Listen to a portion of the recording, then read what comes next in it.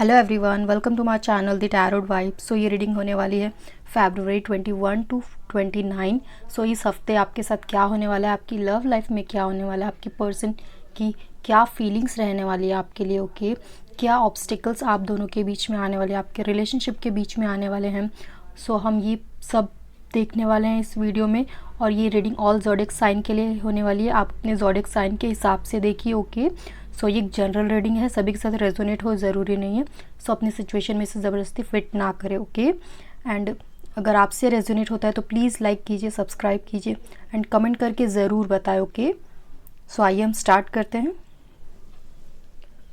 सो हम देख लेते हैं नेक्स्ट जेमिनी के लिए, यानी कि मिथुन राशि। अगर आपकी सन मून राइजिंग जेमिनी है यानी कि मिथुन राशि है, सो ये रीडिंग आपके लिए होने वाली है, ज़रूर देखिए। एंड अगर आपसे रेजोनेट होती है तो प्लीज़ कमेंट करके ज़रूर बताएं, ओके। सो आइए हम स्टार्ट करते हैं। जेमिनी यानी कि मिथुन राशि।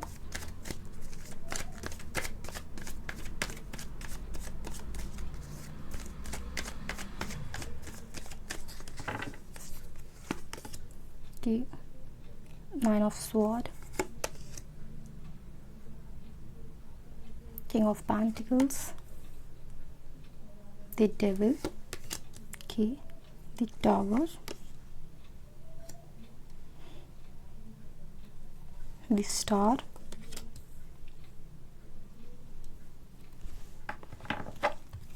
Seven of Swords,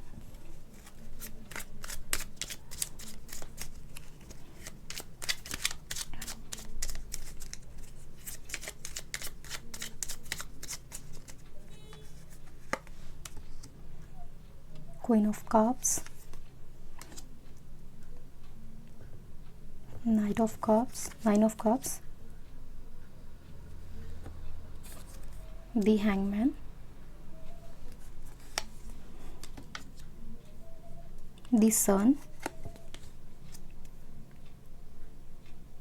Seven of Cups, the High Priestess, okay।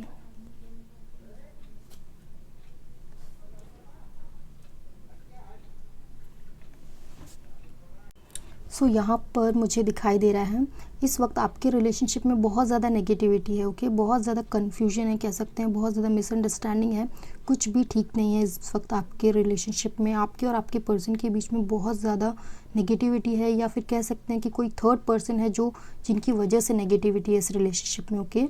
And यहाँ पर आपकी जो फीलिंग्स है, यहाँ पर आप बहुत ज़्यादा प्रैक्टिकल पर्सन हो एंड बहुत ज़्यादा आपने अपने रिलेशनशिप के लिए किया है, ओके। बहुत ज़्यादा आप गिविंग हो अपने रिलेशनशिप के लिए, बट आप सिर्फ और सिर्फ इमोशनली ही नहीं, आप बहुत ज़्यादा प्रैक्टिकल हो। सो आप बहुत ज़्यादा प्रैक्टिकली कोई भी डिसीजन लेते हो। सो आप इस वक्त बहुत ज़्यादा एक्सपेक्टेशंस आपकी है इस रिलेशनशिप से, बहुत ज़्यादा आप एक्सपेक्टेशंस आपके पर्सन से आपने लगा कर रखी, ओके। बट यहाँ पर आपके पर्सन की फीलिंग्स देखा जाए गाइस, सो आपके पर्सन इस वक्त मुझे इस रिलेशनशिप में बहुत ज़्यादा एफर्ट लगाते हुए नहीं दिखाई दे रहे हैं। कह सकते हैं कि इस रिलेशनशिप को वो एक उन्हें इस रिलेशनशिप की या फिर आपकी एक आदत सी हो चुकी है, ओके। बहुत ज़्यादा वो एडिक्टेड हैं आपसे, और वो कह सकते हैं कि वो आपसे दूर होना नहीं चाहते, ओके। बट यहाँ पर दिखाई दे रहा है कि आपके पर्सन किसी तरह की एफर्ट भी लगाते हुए इस रिलेशनशिप में नहीं दिखाई दे रहे। सो यहाँ पर वो कह सकते हैं कि बहुत ज़्यादा एडिक्टेड हैं आपसे, इस रिलेशनशिप से। वो आपके बिना रह नहीं सकते, ऐसी भी कंडीशन बहुत बार आपने देखी होगी इस रिलेशनशिप में, ओके। सो यहाँ पर आपके पर्सन की फीलिंग्स बहुत ज़्यादा एडिक्टेड है, बहुत ज़्यादा पर्सन आपसे सेक्सुअली बहुत ज़्यादा एडिक्टेड दिखाई दे रहे हैं, ओके।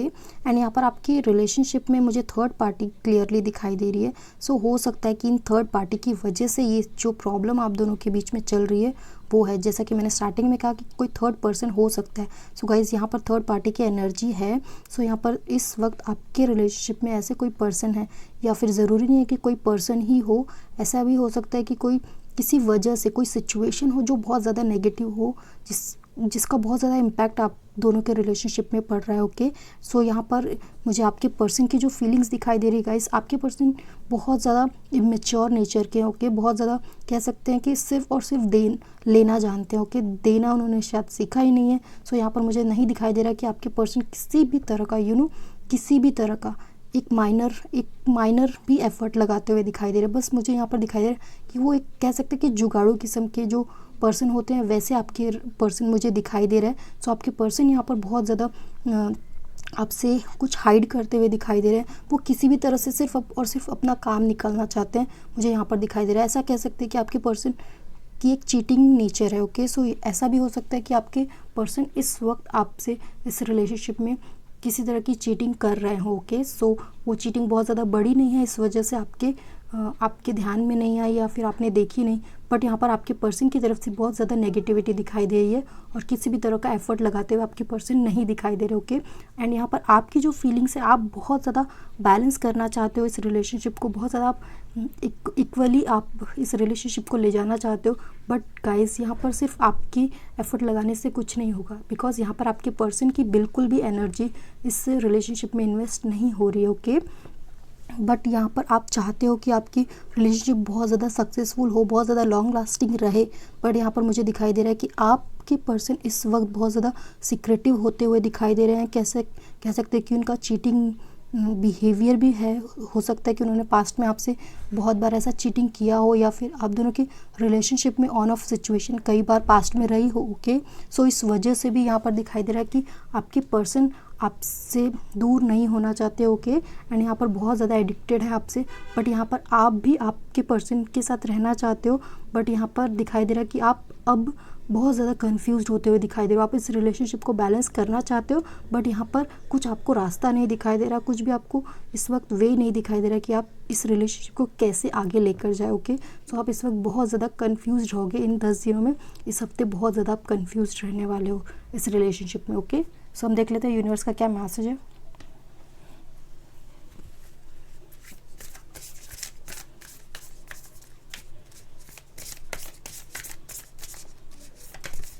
ओके,